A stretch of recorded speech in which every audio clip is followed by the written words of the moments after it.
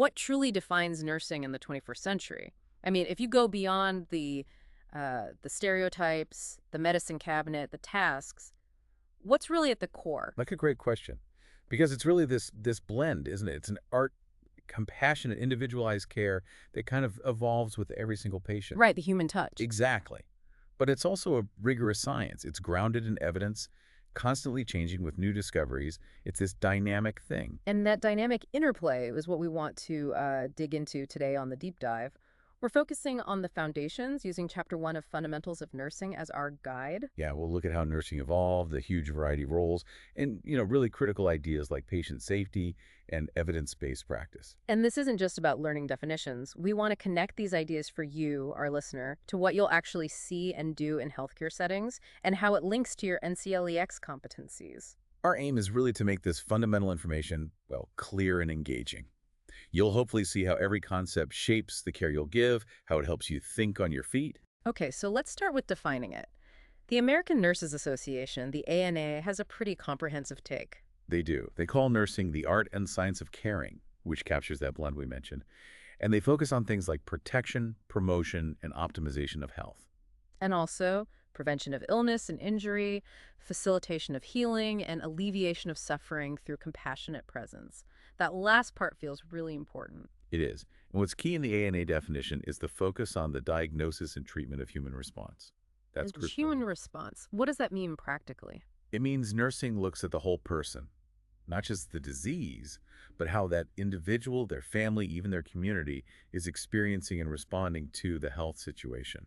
It also highlights advocacy across all those levels. Got it. And the International Council of Nurses, the ICN, do they see it similarly? Very much so.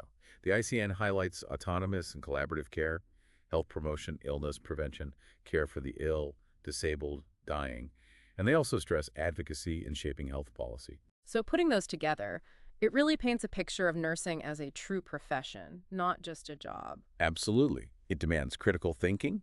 You need it to deliver high-quality, evidence-based, patient-centered care. You're not just, following a checklist. There's real responsibility and accountability? Exactly. To yourself, to your patients, to your colleagues. It lines up with the ANA scope of practice and professional standards. Okay, so let's break that down. What do these professional responsibilities look like day to day? You mentioned autonomy and accountability. Right. Autonomy is about initiating independent nursing interventions. Things you do based on your nursing knowledge without needing a specific medical order first. Like what, for example? Well, say you have a patient after surgery, you know they're at risk for pneumonia, teaching them deep breathing exercises, that's an independent nursing action. You don't wait for an order for that. Okay, makes sense. And accountability. That's the flip side. You're professionally and legally responsible for the quality of care you give. So if that same surgical patient spikes a fever and their wound looks infected, maybe some yellow-green discharge. Uh-oh. Yeah. You're accountable for noticing that, assessing it thoroughly, and then crucially collaborating with the doctor and the rest of the team to figure out the best plan. That collaboration piece is huge. So autonomy doesn't mean working in a silo. Not at all. It means knowing when to act independently and when and how to collaborate effectively. Okay. What other core roles are there? The caregiver role seems obvious, but maybe there's more to it. There is. Being a caregiver is central, helping patients regain health, manage chronic illness, reach their best possible function. But it's holistic, promoting physical, emotional, spiritual, and social well-being. And always using evidence-based approaches. And nurses are advocates too, right? Definitely. Big time. Protecting patient rights, making sure they have the information they need to make decisions. Maybe finding an interpreter if there's a language barrier. Or even speaking up if a policy seems unsafe. Yes, exactly. That can be tough, especially maybe in palliative care situations or complex chronic care. But it's absolutely vital for patient safety and ensuring their voice is heard. And what about teaching? Is that a distinct role? It really is. Nurses are constant educators, teaching patients and families about their health, how to manage medications, how to do procedures like self-administering insulin. And it's not just lecturing them, I assume? No, not at all. You have to assess how they learn best, what their literacy level is, what barriers they might have. Good education is tailored. And underpinning all of this? Communication. Effective communication is it's everything. It's central to the nurse-patient relationship, essential for coordinating care with the team, preventing errors. Everything relies on it. And you mentioned a manager role, too. Yeah, even if you're not in a formal management position, nurses manage care. You direct nursing assistant personnel, coordinate different aspects of a patient's care plan, and basically embody leadership right there at the bedside or in the clinic. Wow, that's a lot to juggle. And you don't just walk in knowing how to do all that perfectly on day one. Absolutely not. It's a process. Patricia Benner described this really well with her levels of proficiency. It's a framework showing how nurses develop over time. Okay, walk us through that. Where does it start? It starts at novice. Think of a brand new nursing student, or any nurse, entering a situation where they have zero experience. They operate by rules, very step by step. Like following a recipe, exactly, maybe. It's a good analogy. Very focused on the rules, not much context yet. Yeah. Then comes the advanced beginner. They have some experience. Maybe they can start seeing recurring, meaningful patterns, but still need support. Okay, gaining a bit more understanding. Right. Then you reach competent. This is usually after maybe 2 or 3 years in the same kind of clinical job. They're more organized, can anticipate patient needs better, think about long-term goals. Starting to see the bigger picture. Exactly. Next is proficient. This nurse usually has more than 2 or 3 years of experience. They see the patient's situation more holistically, can draw on past experiences, and focus on managing the overall care, not just the individual tasks. And the final stage, the expert. The expert nurse. Huh? It's not just about more years. They have this intuitive grasp of clinical situations. They can zero in on the real problem quickly, understand multiple dimensions at once, and they're skilled at identifying both patient issues and, importantly, system issues. They often know what needs attention before there are obvious signs. That's quite a journey from novice to expert. It really highlights the intellectual growth involved. It really does. And it sets the stage for understanding the sheer variety of career paths available now. Nursing isn't just one thing anymore. Right. It's not just bedside hospital nursing, although that's obviously vital. Exactly. Most nurses do start as clinicians providing that direct care. In acute care, like hospitals, you're honing technical skills, maybe specializing in pediatrics or critical care, often needing extra certifications. But what about outside the hospital? Huge growth there. Community and home care settings are increasingly important. Your communication and assessment skills become incredibly critical there. You get a real window into people's lives, their social situations. And then there are the advanced roles, the APRNs. Yes, the advanced practice registered nurses. These nurses have, at minimum, a master's degree, often a doctorate now. They have advanced education in areas like pathophysiology, pharmacology, physical assessment, and they need certification in a specialty. There's a push for uniformity there too, right? Like the APRN consensus model. Yes, trying to standardize regulation across states, which makes sense for mobility and consistent standards of care. So who falls under the APRN umbrella? There are 4 main roles. First, the clinical nurse specialist, or CNS. They're experts in a specific area, maybe geriatrics, critical care, oncology. They provide direct care, but also act as consultants, helping bedside nurses with complex cases, driving practice changes based on evidence. Sort of an expert resource for the whole unit or hospital? Exactly. Then there's the nurse practitioner, or NP. They provide a wide range of primary, acute, and specialty care, assessment, diagnosis, planning, treatment. It's a very comprehensive role across the lifespan. Okay. And the CNM? The Certified Nurse Midwife. They provide comprehensive care specifically for women, gynecological services, family planning, prenatal care, delivering babies, postpartum care. They have graduate degrees in nursing and midwifery. And the last one? The Certified Registered Nurse Anesthetist, or CRNA. They provide anesthesia and related care. They need critical care experience before even getting into their advanced programs. They work collaboratively, but often with significant autonomy. So those are the APRN roles. What else is out there? Well, you have nurse educators. They work in nursing schools, staff development within hospitals doing orientations, competency training, and also in patient education departments. Think of the certified diabetes educator, for instance. Teaching future nurses, current nurses, and patients. Crucial role. Absolutely. Then nurse administrators. They manage nursing staff and services. This ranges from a clinical care coordinator on a unit all the way up to a chief nurse executive for entire health system. These roles need strong business skills, budgeting, strategic planning, often requires advanced degrees. And research. Yes, nurse researchers. They're the ones generating the evidence that fuels evidence-based practice. They conduct studies, analyze data, and expand our nursing knowledge. You find them in universities, hospitals, research centers. Usually requires a doctorate, like a PhD or DNP.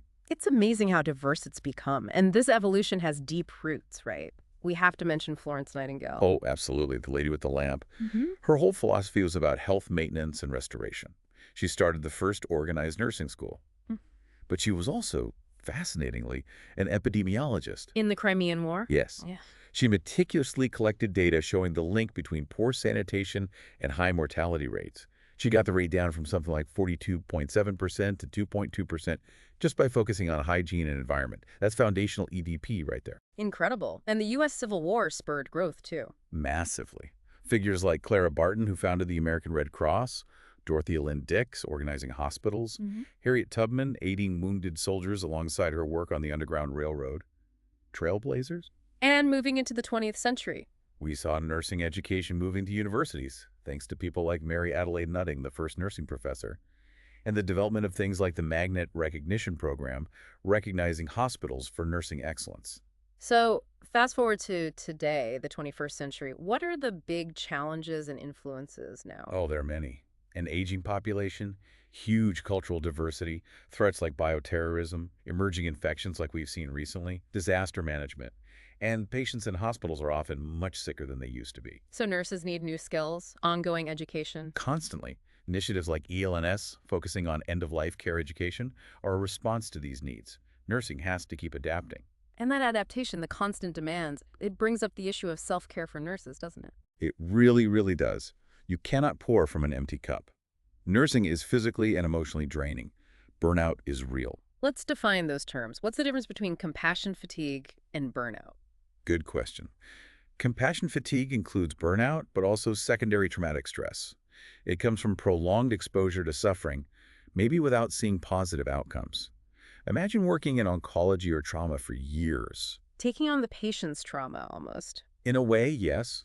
Burnout is broader. It's when the demands just consistently feel like they outweigh your resources. Leads to exhaustion, feeling cynical, detached. Both are bad for the nurse and, critically, impact patient care quality and safety. High turnover is often linked to this. And high turnover means? Staff shortages. Less experienced staff, maybe. Less continuity for patients. Lower morale. It's a cycle that can affect safety, so building resilience, managing stress, having supportive workplaces, these are essential. Addressing things like lateral violence, too. Lateral violence. Yeah, unfortunately, nurse-to-nurse negativity, bullying. It happens, and it's incredibly destructive to the team environment and safety culture. Agencies need to actively combat it. Okay, so self-care and workplace environment are huge. What other big contemporary influences are shaping things? Healthcare reform and costs are major drivers. There's a big push towards health promotion, prevention, keeping people out of expensive hospitals. So more care is shifting to community settings, homes, clinics, schools. Meaning nurses need skills for those settings. Exactly. And skills in being efficient, using resources wisely, helping patients navigate the system, often with limited resources themselves. And the changing demographics you mentioned earlier. Huge impact. The aging population, increasing diversity. It requires culturally competent care, understanding different health beliefs, and expanding resources, particularly in public health and community nursing. Nursing has always championed the underserved, hasn't it? Historically, yes, and that need continues. The medically underserved, facing unemployment, homelessness, low health literacy, need advocates. Nurses are often key in helping them access care and understand complex health information. Another massive change must be technology. How are things like electronic health records changing nursing? Fundamentally, EHRs, when used well, improve assessment, help implement evidence-based practice, improve communication. Things like computerized provider order entry CPOE catch potential medication errors. And things like telehealth. Right, telehealth, remote monitoring, e-visits, they expand access to care. Nurses need to be proficient with these technologies and also help patients learn to use them for their own health management. What about genomics? That sounds very futuristic. It's becoming very current. Genomics is the study of all of a person's genes and their interaction with the environment. It's broader than just genetics or inheritance. How does it apply to nursing care? It allows for more personalized care. For example, knowing someone's genetic predisposition for certain cancers, like colon cancer based on family history, allows for targeted screening and prevention strategies. So nurses need to understand this. Increasingly, yes. They'll be involved in assessing risk, interpreting basic results, providing counseling, ensuring ethical handling of this very personal information. Yeah. It's about tailoring care based on individual genetic makeup. These influences lead to some key trends. You mentioned evidence-based practice, EBP, earlier. Can we unpack that a bit more? Absolutely. EBP is foundational now. It means your nursing practice has to be based on the best available scientific evidence, integrated with your clinical expertise and the patient's preferences and values. Not just this is how we've always done it. Exactly. Hmm. That phrase is the enemy of EBP. EBP is about asking questions, finding the research, and changing practice when the evidence shows a better way. It improves outcomes, reduces errors, controls costs. It's why things like the Magnet Recognition Program emphasize it so strongly. And linked to that is QSEN. Yes, the Quality and Safety Education for Nurses project. QSEN defines specific competencies, the knowledge, skills, and attitudes, or KSAs, that all nurses need to improve quality and safety. There are 6 of them. Okay, let's quickly go through them. What's first? Patient-centered care. This is seeing the patient as the source of control, a full partner in their care, respecting their values, their preferences. Remember that case study, Kitty, the 10-year-old with developmental delays? Patient-centered care means asking, how do you involve her parents? How do you advocate for their goals for Kitty? Makes sense. Number 2. Teamwork and collaboration. Functioning effectively within the nursing team and with other professionals. Open communication, mutual respect, shared decision-making. Handling conflicts constructively. Evidence-based practice, which we just discussed. Using the best evidence to guide your care. Like that example of the critical care nurse using research to position ventilator patients correctly to prevent pneumonia. That's EBP, saving lives. 4th, competency. Quality improvement, or QI. This is about using data to monitor outcomes and using improvement methods to design and test changes. Remember the example about increased UTIs with Foley catheters? QI means using data, reviewing best practices, and changing procedures to fix the problem. Proactive problem solving using data. Got it. 5th, safety. Minimizing risk of harm to both patients and providers. Understanding human factors, promoting a culture of safety, avoiding shortcuts or unsafe practices, like using dangerous abbreviations. And the last one, number 6. Informatics. Using information technology effectively. Navigating the EHR, protecting patient confidentiality, using data to support decision-making and reduce errors. These 6 QSEM competencies really equip you to make a real difference. It sounds like they provide a solid framework for practice. And how does the public see nurses now with all this information available? Public perception is crucial. People see nurses as frontline providers. They have access to more information than ever. Sites like Hospital Compare, patient satisfaction surveys like HDHPS, they have expectations. So, thinking about the impression you want to make. Exactly. As a nurse, you're representing the profession. How do you want patients and families to perceive your compassion, your competence, your professionalism? It matters. And does nursing have a voice in politics and policy? Increasingly, yes. Through professional organizations like the ANA, nurses lobby legislatures, influence regulations, advocate for policies that improve healthcare quality and access. Getting involved, even locally, is important. So to become this kind of professional, education is key. What are the main pathways to becoming an RN? In the U.S., the 2 most common pre-licensure routes are the Associate Degree in Nursing, ADN, typically a 2-year program focused on basic sciences and clinical skills, and the Bachelor of Science in Nursing, BSN, a 4-year program with a broader foundation in sciences, arts, humanities, guided by frameworks like the ACN Essentials. But both lead to the same license? Yes. Graduates from both ADN and BSN programs take the same national licensure exam, the NCLEX-RN, to become registered nurses. It ensures a standard minimum competency. What about education beyond the RN? Graduate education is essential for many roles. A master's degree, MSN, is usually required for nurse educators, administrators, researchers, and all the APRN roles we discussed. It provides deeper knowledge in nursing science and clinical practice. And doctoral degrees? They're becoming more common and important. You have the Doctor of Nursing Practice, DNP, which is practice-focused, often for APRNs or leadership roles, and the research-focused PhD, or similar degrees, preparing nurse scientists. The need for doctorally prepared nurses is definitely growing. And learning doesn't stop after graduation, right? Absolutely not. Continuing education is vital for staying current with research and practice changes. Many states require it for license renewal. Then there's in-service education, provided by your employer, focusing on specific skills or new equipment, like learning safety protocols for a new chemotherapy drug. Both are crucial for safe, effective care. How is nursing practice actually regulated? Primarily through state nurse practice acts, NPAs. Each state has its own NPA that defines the legal scope of nursing practice within that state. They exist to protect the public. And licensure itself. The NCLEX-RN provides the baseline license. But nurses can also pursue voluntary certification in specialty areas like medical, surgical, critical care, pediatrics through national organizations. This usually requires experience and passing another exam, demonstrating advanced knowledge and skill. It's great for career advancement. And professional organizations help throughout a nurse's career. Definitely. Organizations like the ANA, various specialty groups, even the National Student Nurses Association for students, they set standards, advocate for the profession, provide education, publish journals, offer networking. Being involved is really beneficial. Okay, so wrapping up our deep dive today, it's clear nursing is this complex blend, an art and a science. With incredibly diverse roles, a rich history, and it's constantly being shaped by contemporary forces like technology, EBP, and the need for quality and safety. It's a profession grounded in specific educational pathways and supported by professional organizations and regulations. It demands continuous learning and adaptation. It's dynamic. So thinking ahead, for you, our listener, as you step into this ever-evolving profession, how will you leverage both the art and the science of nursing to innovate patient care in ways we haven't even imagined yet? Thank you so much for joining us for this deep dive. Your commitment to learning this foundational knowledge is the first step towards making a huge impact on healthcare. We know you'll do great things.